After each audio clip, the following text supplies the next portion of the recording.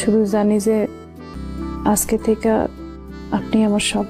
বাংলা নাটকের নতুন প্রজন্মের জনপ্রিয় অভিনেতাদের মধ্যে খায়রুল বাশার ও তাসনিয়া পারিন জুটি ধীরে ধীরে দর্শকদের কাছে বেশ পরিচিত হয়ে উঠেছে। পর্দায় তাদের রসায়ন আছে স্বাভাবিকতা, আধুনিক প্রেমের এবং বাস্তব জীবনের অনুভূতির চাপ, যা দর্শক সহজেই আকৃষ্ট করে। খায়রুল বাশার মূলত তার সাবলীল অভিনয়, সংলাপ বলার ভঙ্গি, বাস্তবধর্মী চরিত্রের জন্য পরিচিত।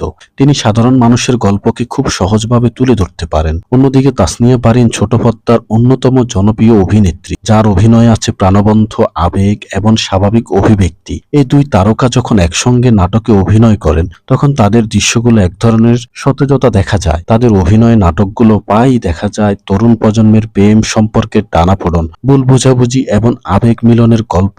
খায়রুল বাশারের সংযত ও স্বাভাবিক অভিনয়ের সঙ্গে তাসনিয়া পারিনের প্রাণবন্ত উপস্থিতি বেশ সুন্দরভাবে মিলে যায়। ফলে তাদের সংলাপ, হাসি ঠাট্টা কিংবা আবেগঘন মুহূর্ত দর্শকদের কাছে খুবই বাস্তব মনে হয়। বিশেষ করে রোমান্টিক দৃশ্যগুলোতে তাদের রসায়ন দর্শকের মধ্যে বেশ সাড়া ফেলেছে।